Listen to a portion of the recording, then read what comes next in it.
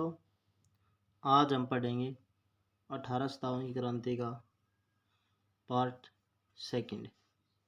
पहले पार्ट में हमने कुछ पढ़ा था 1857 क्रांति के। वो थे, सबसे पहला था मुख्य कारण, और उसके बाद हमने पढ़ा था कारणों के मुख्य कारण। फिर उसके बाद में पढ़े थे हम नेतृत्वकर्ता और दमनकर्ता। ठीक है दोस्तों, तो चलो रिवाइज कर लेते हैं जो हमने कल पढ़ा था। सबसे पहले हमने मुख्य कारण में पढ़ा था सामाजिक कारण। सामाजिक कारण पढ़ा था 1829 ईस्वी में सती प्रथा पर रोक लगाई थी। किसने लगाई थी? राजा राम मोहन राय और विलियम बेंटिंग ने मिलकर लगाई थी। ठीक है दोस्तों, उसके बाद सेकंड हमने पढ़ा था कि 1856 ईस्वी में विधवा पुनर्विवाह आया था। विधवा पुनर्विवाह, ठीक है दोस्तों, पुनर्विवाह आया था। कौन लेके आया था? ये ईश्वर चंद्र विद्यासागर लेके आए थे कैनिंग के साथ मिलकर।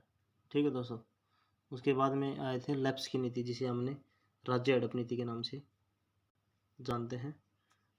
राज्य हड़प नीति, ठीक है दोस्तों, इसके तहत क्या था कि किसी भी अगर राजा की संतान नहीं है तो वह पुत्र गोद नहीं ले सकता है, और उसका मृत्यु के बाद, उस राजा की मृत्यु के बाद उसका शासन किसके पास चला जाएगा? अंग्रेज या ब्रिटिश ताज के पास चला जाएगा, जो ब्रिटिश कंपनी थी उसके पास चला जाएगा। ठीक है दोस्तों, सॉरी। उसके बाद सैनिक कारण थे। सैनिक कारण क्या थे? अपने भारतीय जो सैनिक थे उनको विदेशों में भेजा जाता था। भारतीय सैनिकों को विदेशों में भेजा जाता था, 7 समुद्र पार, और उनका अनुपात होता था भारतीय और अंग्रेजों का 5:1। एक अंग्रेज होता था, 5 भारतीय होते थे। ये अंग्रेज इनसे सीनियर होता था, इन पे अधिकार करता था।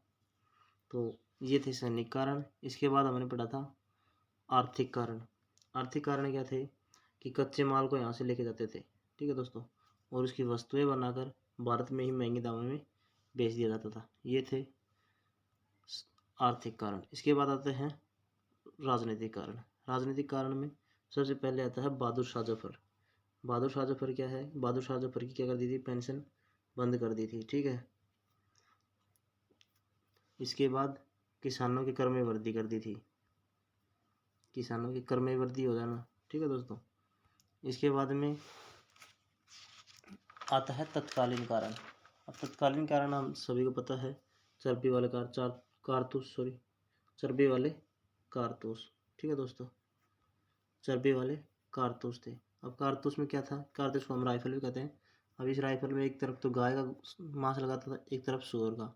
अब गाय को तो हम हिंदू पवित्र मानते हैं, मुसलमान सूअर को अपवित्र मानते हैं, और उसको चलाने के लिए उसमें मुँह का यूज होता था, इसलिए इन्होंने मना कर दिया था। ठीक है दोस्तों, इसकी वजह से मंगल सिंह पांडे ने अपने ही कैप्टन को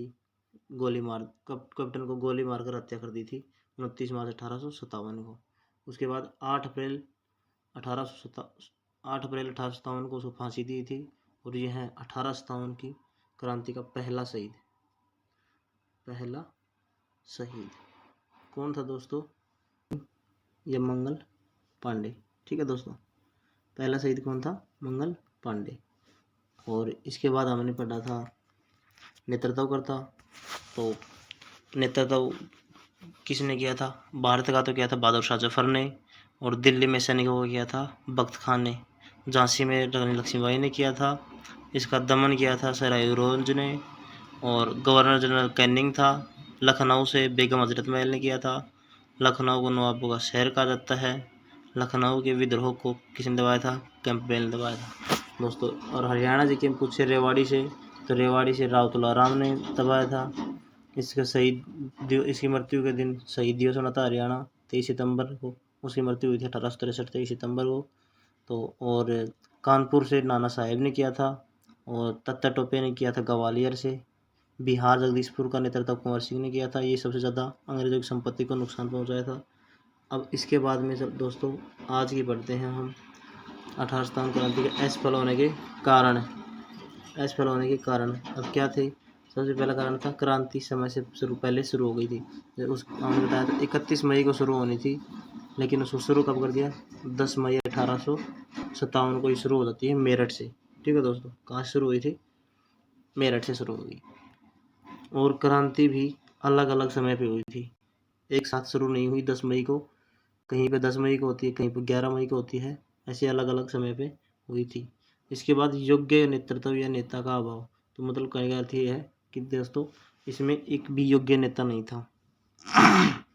योग्य नेता नहीं था, इसी कारण ये असफल रही, एक लक्ष्य नहीं था इसके अंदर। ठीक है दोस्तों, पढ़े लिखे भारतीयों ने अंग्रेजों का साथ दिया था, जितने पढ़े लिखे भारतीय थे या रियासत थी वो अंग्रेजों का साथ दे रही थी।